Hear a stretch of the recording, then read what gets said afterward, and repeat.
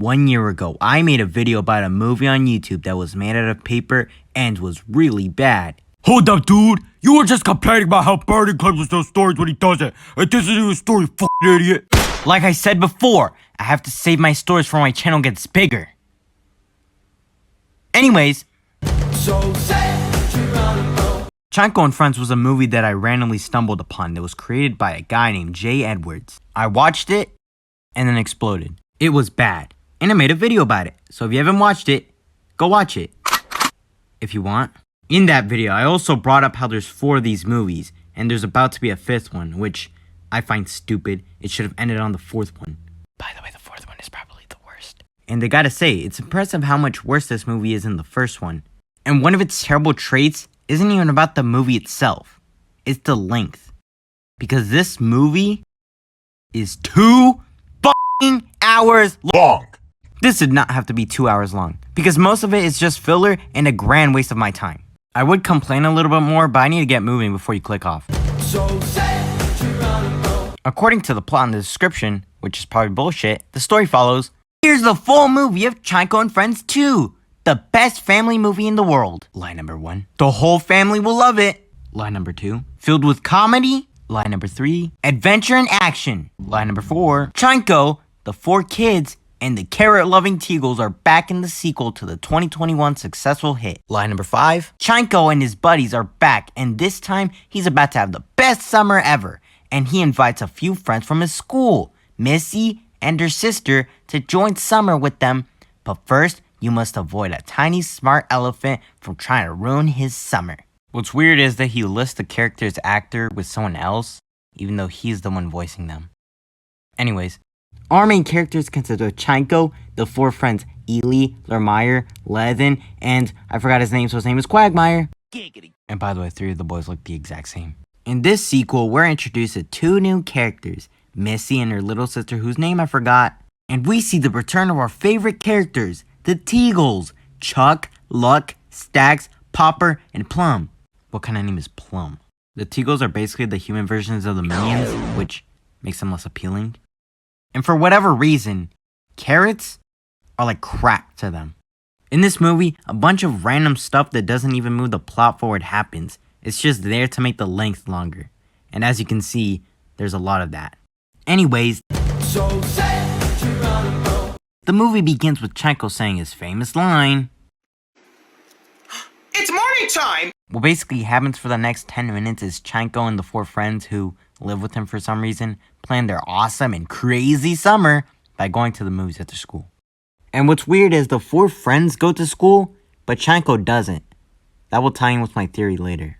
After that unnecessary long scene, we reunite with the Teagles. Yay! As the Teagles are adding filler to the movie, one of them blows ass, and it's because they ate carrots. Not with mayonnaise, but man-aids. I ate a whole bunch of carrots with mayonnaise. After 20 minutes of filler, an elephant comes out of nowhere. Wahoo! Ow! Ow! Ow! Ow! And his name is Arnie, and this leads to the longest ass scene ever. Ah, Arnie, what you say? Arnie, what you say? Arnie, what you say? Arnie, what you say? Arnie, what you say? Arnie. After some more filler, the Teagles are like, you have to leave! This is Canco's house! Yeah!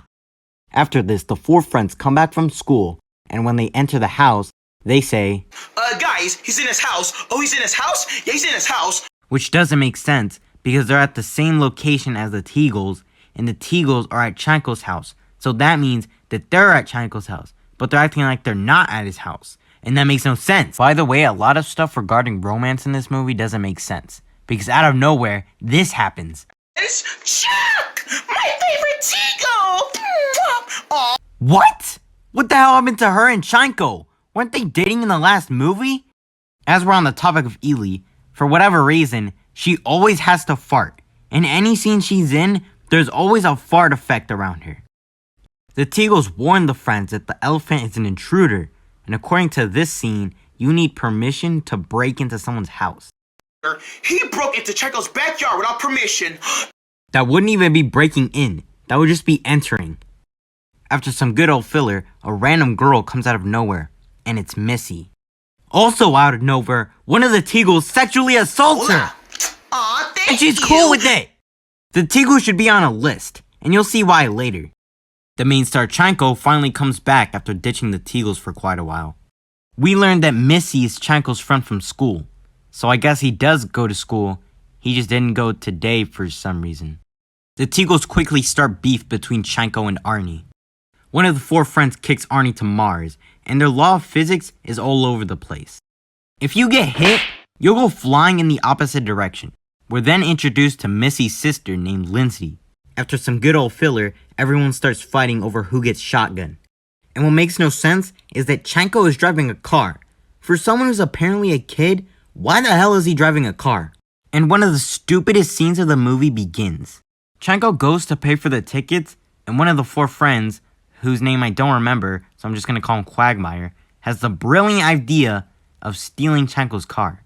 The girl's like, "Oh no, it's Canco's car, we shouldn't." And then a second later, they change their mind. All of the friends get inside the car. Keep in mind that the Teagles also came with them. Remember that for later. For a second, the car isn't moving. I wonder why the car isn't moving. Out of nowhere, they go zooming. They're crashing into cars, buildings, children. They're terrorizing the city. They're going in the air a million times in 1 second.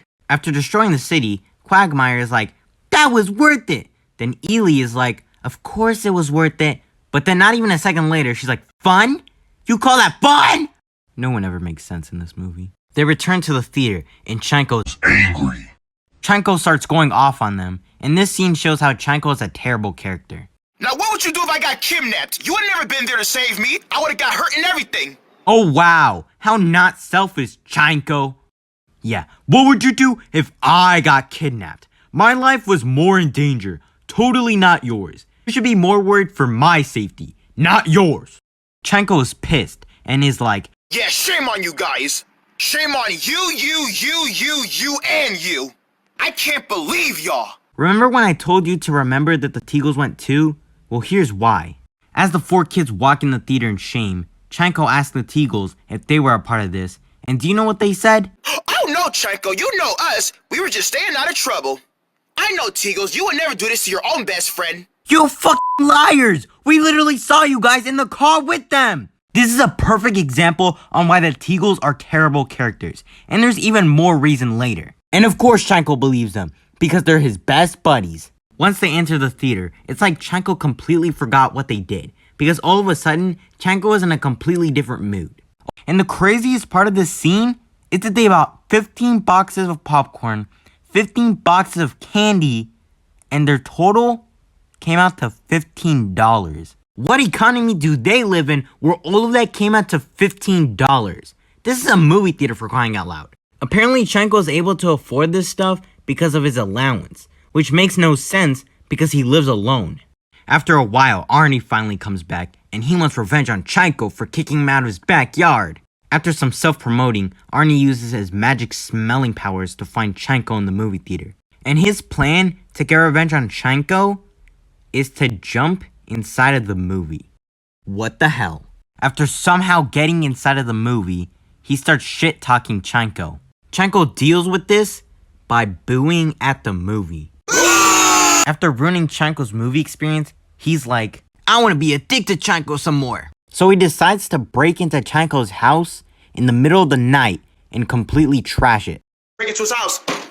Yeah, that's right. Make a mess everywhere. Make a mess. Yeah. Canco wakes up and they start arguing. Canco gets offended after Arnie insults the Teagles and they start battling it out. Arnie kicks Canco's friend's ass because he's powerful like that. Canco gets emotional and kicks his ass and he's gone. And once again, there's a scene that makes no sense. Missy? Hi, Canco. You okay? Yes, baby. What the hell? Now Canco cheated on Ely? I thought you guys were dating. What the hell happened? The next morning, Canco makes breakfast, and then he starts talking about how his mom isn't with him right now, and that she'll be back eventually. And it's supposed to be an emotional scene, and you might think that this scene has importance to the story, but nope. They don't bring it up again, and it doesn't add anything to the plot. So what the hell was the point of it? Canco tells the friends that they're going to a carnival, and this is where the most random and useless filler happens. Out of nowhere, we're shown 3 random kids who don't even have names, enter a cotton candy eating contest. For like 10 minutes, we're just showing these random kids, like, what the fuck? Who even are they? What the hell was the point of the scene? After whatever the hell that was, the scene that proves the Teagles are menaces begins. There are two innocent people in an apple and carrot costume trying to sell fruits and vegetables, doing no harm. They're just trying to do good in the world. They know how high the obesity rate in America is, and they're just trying to help lower it. But of course, the Teagles have to come and ruin it. Like the little assholes they are, they start making fun of them for no fucking reason. And they straight up say, I guess it wouldn't hurt just make fun of their costumes. You know, we're not bullies, but we're just doing it because, you know, we feel like doing it. how is it not bullying if you're making fun of them? As the Teagles are bullying two innocent people, they get so offended after the Fruit Boys just tell them to get out of there. Then they start throwing hands. Fortunately, the Fruit Boys kick the Teagles' asses. Once the Teagles come back to Canco and their other friends, do you know what they said? They had the audacity to say they were out fighting bullies. Oh, we've been out fighting bullies. What? You guys were the ones bullying them. You f***ing liars. The Fruit Boys are the complete opposite of bullies. And you guys literally admitted that you're bullying them. How dare you lie like that? They also had the audacity to say that they kicked their butts. We kicked their butt. It was the other way around. They kicked your ass, you liars. Arnie returns and he says, I'm gonna get revenge on you, Canco. And this time, he brought backup. The Fruit Boys. They're about to duke it out. And Canco is like, my team is better than yours.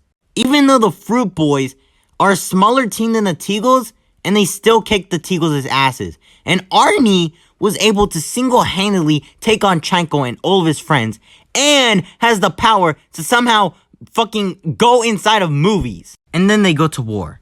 And as they're fighting, one of the four kids gets hurt. And then this happens. Yeah, buddy. I didn't want to hurt you. You're my hero. You're awesome, Ely. You're my best friend for life.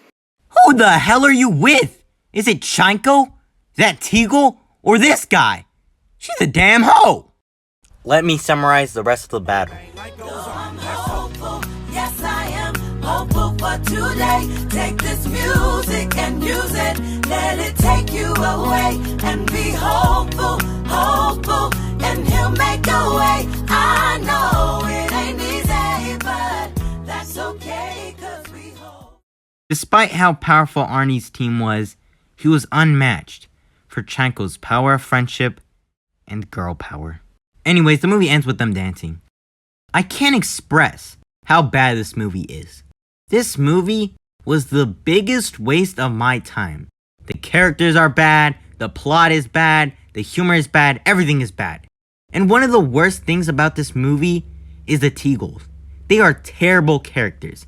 In the first movie, they tell Canco to throw away his friends, they sexually assaulted someone, they bullied people who didn't even do anything to them, they lied to Canco and the other friends. In their own movie, they terrorized a city and threw an innocent man in jail. Same thing with Canco. He's a terrible main character. Also, in the last video, I brought up my theory that Canco's a creep. And what I meant by creep, I meant pedophile. Canco doesn't go to school, he offered the four kids to sleep with him, he drives a car, he kissed Ely and Missy, and he has income. Fun fact, me and Adam were supposed to make our own Canco and Friends 5. It was supposed to be all about the past villains coming together and getting revenge on Canco. And in this, they were supposed to be the good guys. But in the real Canco and Friends 5, it looks like that's also what's happening. Except Canco is the good guy, because of course he is. Anyways, if you enjoyed this episode of Dubious Reviews, then cool. And I hope to see you in the next one. Bye bye.